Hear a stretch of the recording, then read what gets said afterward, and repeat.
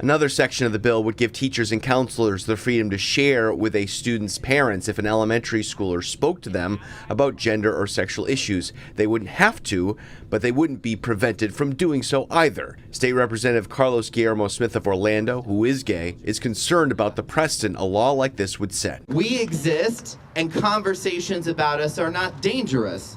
And saying that they are sends a very dangerous message in and of itself to our most vulnerable youth.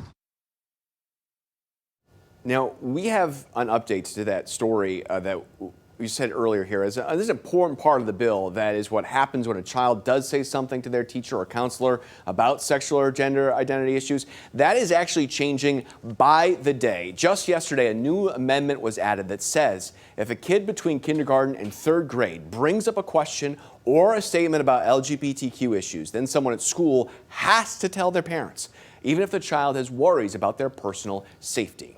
It's what it says. If school personnel decides to, quote, withhold such information from a parent, if a reasonably prudent person would believe that disclosure would result in abuse, abandonment, or neglect, then, quote, the school principal shall develop a plan using all available governmental resources to disclose such information within 6 weeks after the decision to withhold that information. So in other words, while there will be no rules that says a student cannot talk to their teacher or counselor about questions they have about gender, identity, or sexuality in class, it will be state law that the teacher or counselor would then have to tell the parents about that conversation, even if there's a reason to believe that student could be harmed in the home. And we're talking about 6 to 9-year-olds here. So are these conversations happening now in schools? You know, what happens as is right now if this comes up? Well, you know, that's what some parents are saying right now. This is not happening in schools. We've heard the governor say that themselves. But there's no doubt